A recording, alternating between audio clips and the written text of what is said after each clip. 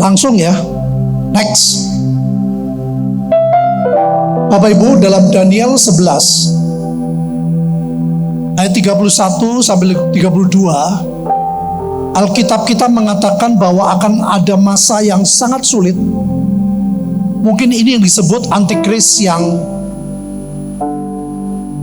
berat. Jadi ada antikris yang ringan, ada antikris yang berat. Semua kita mengharapkan hanya antikris yang ringan dan kita diangkat di awan-awan. Tetapi seandainya Tuhan izinkan terjadi di mana Alkitab berkata, tentaranya akan muncul, mereka akan menajiskan tempat kudus, benteng itu, menghapuskan korban sehari-hari, dan menegakkan kekejian yang membinasakan. Yang menarik, saya nggak uraikan ini.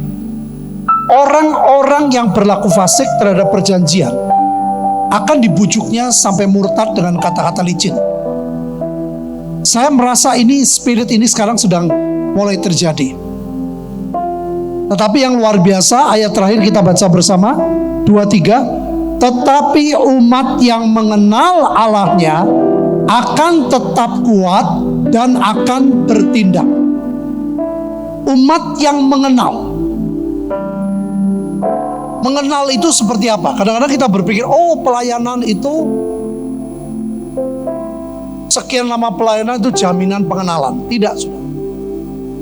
Saudara mengenal itu pertama dari baca Alkitab, persekutuan pribadi. Yang kedua, praktek hidup. Seperti yang Bu Linda tadi saksikan. Praktek pada waktu saya hampir masuk penjara di China. Praktek pada waktu saya hampir dibunuh di lantai 4. Praktek kesulitan. Di situ saudara baru kenal siapa Allah. Nah, seperti apakah next orang yang mengenal Allah? Baca bersama saya 2-3. Daniel berketetapan untuk tidak menajiskan dirinya dengan santapan raja dan dengan anggur yang biasa diminum raja. Dimintanyalah kepada pemimpin pegawai istana itu supaya ia tidak usah menajiskan dirinya. Saudara, semua itu gak bisa langsung yang berat. Kalau saya jadi anak Tuhan, jadi hamba Tuhan dan langsung mengalami keadaan seperti di China, mungkin saya bisa mundur. Kalau saya awal bertobat dan langsung mengalami ancaman pembunuhan di lantai 4 di sekolah kami, mungkin saya bisa mundur. Nah, yang saudara dan saya perlu perhatikan, ada peristiwa-peristiwa yang biasanya masih kecil, belum berat. Apakah kita berketetapan untuk tidak menajiskan diri? Itu nggak mudah. Pada waktu saya bekerja, jadi saya kuliah di Jakarta, tahun 79 saya kuliah sambil kerja di interior, ya di Jalan Kemakmuran, sampai saya dipindah ke pusat di Bandung. Saudara, ada sebuah anugerah yang Tuhan kerjakan dalam hidup saya, yaitu saya tidak pernah mencuri waktu. Waktu kerja saya tidak pernah curi. Ini sepele, saudara. Hampir tidak pernah saya minta izin. Tetapi waktu-waktu kerja yang lembur, saya nggak minta, saudara, uang lembur. Saya bekerja di orang non-Kristen, orang Tionghoa, orang Totok. Saya tidak berpikir apapun. Saya hanya melakukan dengan kesungguhan. Saya menganggap perusahaan itu seperti perusahaan saya. Kadang-kadang dituntut waktu lembur, saya nggak pernah nuntut uang lembur. Dan Bapak Ibu, apa yang terjadi? Berjalannya waktu, si bos itu tahu kalau saya sering ke persekutuan. Di Bandung waktu itu sudah persekutuan itu banyak banget. Jadi bukan saya yang minta, tapi dari majikan yang bilang, kamu mau kebaktian ya? Hari apa saja, jam berapa? Saya selalu kebaktian, saudara, selalu di luar jam kerja. Gak pernah ambil jam kerja. Hari itu anugerah Tuhan. Melalui majikan dia dia tanya, hari apa saja? Supaya kamu tidak banyak lembur. Saudara lihat, bukan dari pihak saya yang minta lembur saya dikurangi. Maka saya pernah cerita, begitu saya saya mau tinggalkan kerjaan, mereka bilang, saya harus mencari pengganti sampai saya bisa melepaskan. Sudah hari-hari ini dunia itu sedang membutuhkan itu. Bukan yang terlalu gede, bukan seperti saya mengalami maut tadi. Hidup yang harian, sudah. Dunia sedang menanti seperti apakah anak-anak Tuhan. Coba kita lihat next. Ini bagus banget. Baca bersama saya. Ini ayat selanjutnya, tadi ayat 8, ayat 9. 2, 3. Maka Allah mengaruniakan kepada Daniel kasih dan sayang dari pemimpin pegawai istana. Saudara, waktu saya keluar, saya ditahan. Jangan keluar. Sampai akhirnya saya minta pengertian. Saya bilang, saya mau jadi penginjil. Saya full time, saudara, tahun 82. Orang ini berpikir penginjil itu nama perusahaan. Dia bilang, nanti kalau kamu tidak betah di penginjil, kerja di sini lagi ya. Karena dia bukan orang Kristen, dia nggak ngerti penginjil itu, dia pikir nama perusahaan. Saudara, ini yang sedang dunia tunggu. Jangan yang terlalu gede. Kita mesti latihan dari perkara yang kecil. Sampai orang tuh melihat kita tuh dicintai Tuhan. Dibedakan.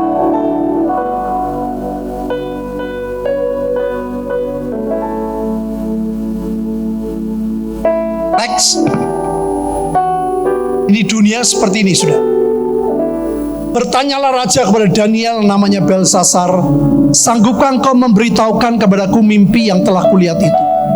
Dengan maknanya juga. Daniel menjawab, katanya kepada raja, rahasia yang ditanyakan tuanku raja tidaklah dapat diberitahukan kepada raja oleh orang bijaksana, ahli jampi, orang berilmu, atau ahli nujum.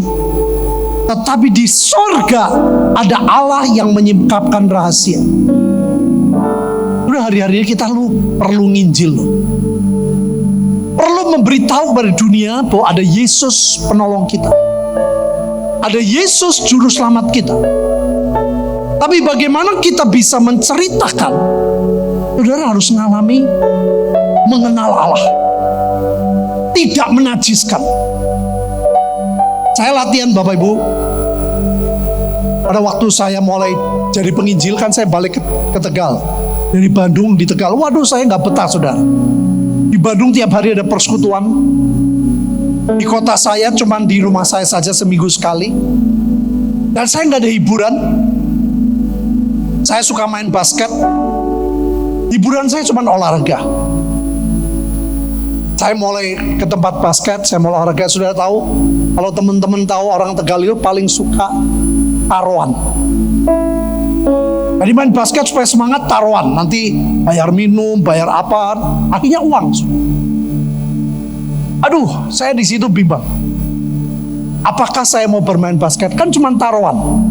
Kecil-kecil kok, cuma makan, cuma minuman, uangnya gak banyak waktu itu, sudah. Itu betul-betul tidak mudah, sudah. Apakah saya mau menetapkan tidak menajiskan dia? Orang lain gak ada yang tahu. Tapi hati saya mulai tidak sejahtera. Saudara, saya memutuskan. Oh, kalau mau main harus ikut taruhan. Begitu statement itu ditetapkan, Saya memilih cuma di bawah ring, sudah main-mainan bola. Sudah. Padahal main basket itu kan yang paling menarik pada waktu sebuah tim. Kita bisa lihat orang itu seperti apa, itu nyenengin, sudah. Dan kalau sudah deket, dia tahu saya bakal kemana, dia mau selempar bola kemana, itu paling menarik buat saya. Dari kelas 3 SD saya bermain basket, ada lapangan di depan rumah, saya beli bola basket yang murah, yang kecil, tapi badan saya hitam. Pulang sekolah, saya latihan, pulang sekolah, saya latihan. Udah apa yang terjadi? Akhirnya saya nggak tahan. Karena tiap hari, tiap latihan seminggu 3 kali hanya seperti itu. Saya bilang, Tuhan, aku memilih tidak menajiskan diri. Saya pulang dengan sedih, saudara. Sejak itu saya tidak bermain olahraga. Itu sikap menyakitkan. Sampai satu kali ada pemain dari kota Bandung yang jago dengan papahnya. Semua gak ada yang bisa pegang. Saya tuh punya kelebihan, saudara. Dari dulu pelatih saya waktu SMA, dia berkata, kalau lihat bola jangan lihat bolanya, lihat perut. Kalau lihat bola kamu bimbang, kamu bingung karena lihatnya perut. Katanya, pemain basket ingat. Perut tuh gak banyak gerak, saudara. Tapi kalau bola, badan gerak terus. Sudah ada pemain dari luar kota. Mereka bertiga, anak dengan papanya tambah 2 orang, gak pernah ada yang bisa menang. Semua kalah. Apa yang terjadi? Pemimpin basket ini datang ke rumah saya, dia bilang, ayo main lagi. Karena enggak, saya sudah gak kepingin.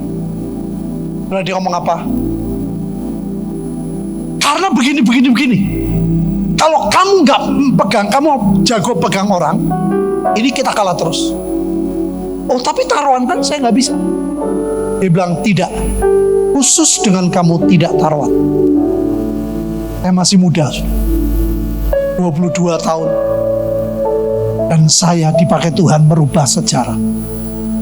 Setiap bermain, kalau saya naik, saya ke tengah lapangan, mereka bilang, wah, pendeta. Tidak taruhan. Setiap saya jalan, yang lain tetap taruhan. Ya, mereka bilang, sudahlah, ini kan bukan judi, wong cuma taruhan. Saya bilang, iya bukan judi, tapi yudi. Saudara, dunia sedang membutuhkan ini. Dunia sedang mencari mimpi-mimpi yang belum dijawab. Harusnya kita jadi jawaban, Bapak Ibu. Bukan dengan hebatnya kita, tidak. Hidup saya sangat tertarik dengan buah-buah roh. Karunia roh sangat perlu, tapi buah roh itu yang menjamin surga. Coba lihat ayat selanjutnya, menarik sekali buat saya. Ini contoh buah roh. Bertanyalah raja pada Daniel yang namanya Belsasar, sanggupkah kau memberitahukan padaku mimpi yang telah kulihat itu? Dengan maknanya juga Daniel menjawab, katanya kepada raja, rahasia yang ditanyakan Tuhan kepada tidak dapat diberitahukan kepada raja oleh orang bijaksana ahli jampi, tetapi surga ada Allah yang menyingkapkan rahasia. Ia telah memberitahukan kepada Tuanku raja apa yang akan terjadi pada hari yang akan datang. Mimpi dan penglihatan Tuanku di tempat tidur ialah, next. Masih ada toh terakhir? Oh, sudah tidak ada. Ya. Saudara, intinya apa? Tuhan menjadi pusat. Tuhan menjadi jawaban. Pada waktu Yohanes Baptis, dia ngomong kepada muridnya, lihat anak domba Allah. Saudara, dunia perlu melihat, lihat anak domba Allah dalam hidupku. Saudara, kemarin ada hamba Tuhan dari Jakarta yang sudah lama tidak ketemu saya, sudah sering ketemu lah. Dia berkali-kali datang di acara Bahtera. Tetapi dulu tahun 84, 85, 86 saya sering pelayanan di tempat dia di Roxy Jakarta. Dan pada waktu dia datang di meja makan, saya cerita, Bapak ingat peristiwa-peristiwa yang terjadi dalam hidup saya. Saudara, tahun 85 saya itu diberi anugerah, saya punya mobil Honda Accord tahun 80, warnanya putih. Yang jadi penginjil, belum menikah. Percayalah waktu itu saya ganteng banget, saudara. Tanya Bu Linda. Saudara, apa yang terjadi? Godaan yang berat buat saya bukan uang, tapi perempuan. Banyak tempat pelayanan yang saya datang, saudara. Sampai ada perempuan yang deketin saya. Dan dia rela saya berbuat apa saja. Sampai satu kali dia berkata, aku sudah booking hotel. Hotel yang mahal. Kalau orangnya jelek, saya gampang lari, Bapak Ibu. Saya ngomong apa adanya, saudara. Saya baru tahu itu tahun-tahun yang berat untuk saya. Saya baru sadar mengapa saya dipindah Tuhan ke Temanggung. Saya pasti akan jatuh. Saya nggak mampu, Bapak Ibu. Tapi hari-hari itu hari yang tidak mudah. Dengan anugerah Tuhan, saya belajar seperti Yusuf. Saya lari. Saya menjauhkan. Kemarin namanya pendetanya Chris Muntu. Dia bilang, Bapak ingat saya?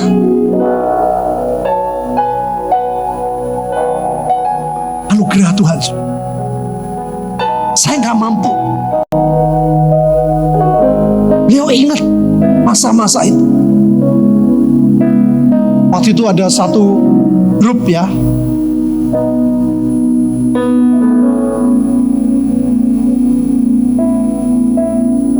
Saudara, dia sampai bilang orangnya. Dia bilang, aku jamin aku gak cerita. Aku jamin aku tidak hamil. Bapak Ibu bisa seperti itu. Keadaan yang sangat berat. Tapi saya belajar memuliakan Tuhan melalui hidup. Ya, beri kemuliaan buat Tuhan Yesus, karena itu bukan saya. Saya tahu kalau saya nggak mampu. Karena kelemahan saya dulu adalah perempuan.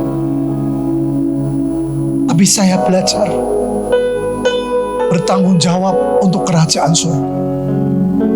Saya belajar. Saya bilang, Tuhan, supaya hidupku memuliakan Engkau. Saya belajar, tapi dari hidup saya orang bisa melihat Tuhan yang ajaib. Dan hari-hari itu menjadi hari yang luar biasa. Maka tahun 85, pada waktu saya ke Belanda, Ibu In masih jadi mahasiswi. Nah, jadi berkat yang luar biasa di sana. Jeffrey Rahmat masih jadi mahasiswa. Mereka jadi tim untuk pelayanan saya, KKR, selama 3 hari. Sampai yang paling ajaib, saya dapat surat saudara penghargaan dari Billy Graham. Dia bilang, saya salut kamu anak muda membuat KKR besar-besaran. Billy Graham tahu dari mana? Dari Johann Masbach. Bapak Ibu ada ingat? Pendeta terkenal di Belanda namanya Johann Masbach. Johann Masbach tahu dari mana? Pada waktu KKR hari ketiga, ketua RMS, dia bertobat, terima Tuhan Yesus. Ketua RMS berkata, aku benci Indonesia, tapi hari ini aku mau belajar mengampuni Indonesia. Surat itu saya simpan sampai sekarang. Bukan karena penghargaan, tapi saya tahu Tuhan bekerja.